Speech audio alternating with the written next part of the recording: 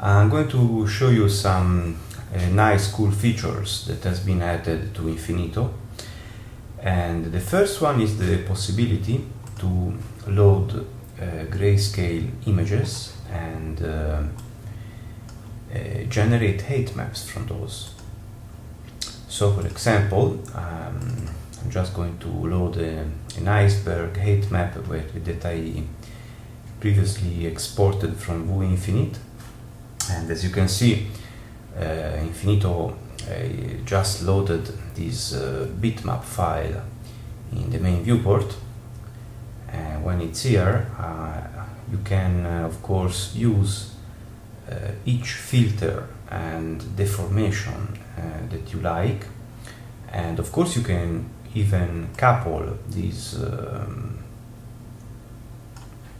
grayscale image with the right input nodes, so that you can even mix and create different height maps, apply turbulence, erosion, etc. But right now I'm going to use only the left input node, and I'm going to show what happens when I first generate my texture map. I'm going to choose a very white gradient in this case, and as you can see there are now two gradient bars, and I'm not going to tell you yet why there are two gradient bars.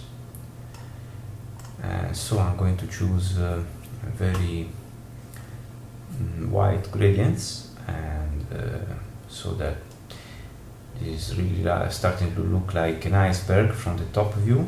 And I'm going to terraform so that we can see this object in 3D.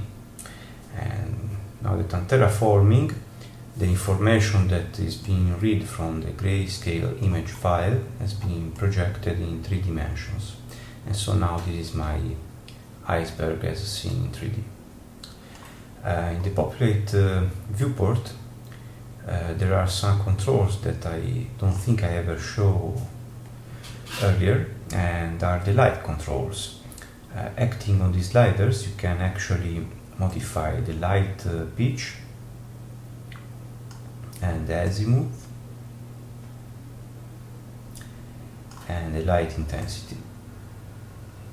And these controls are meant to be used when you are populating, so that you can lit up your terrain properly and see clearly each spot of it.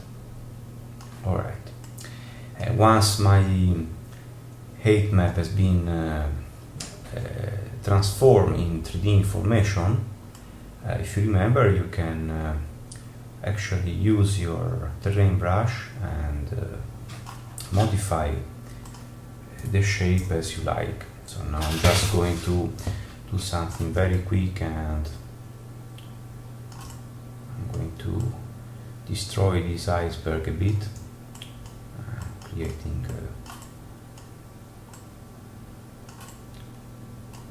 some sharp edges, so that you can see how easy it is to deform a terrain shape while it has been created.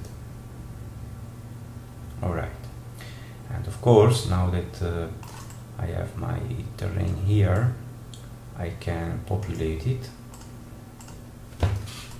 as I wish, and just choosing my props from the library and adding those to the iceberg in this case.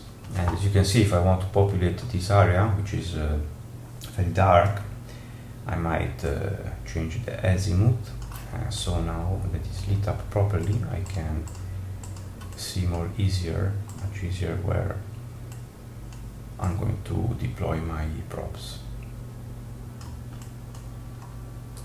Alright, so this was a very quick overview to show you that you will be able to load custom bitmap images, and Infinito will project those images and create a 3D terrain.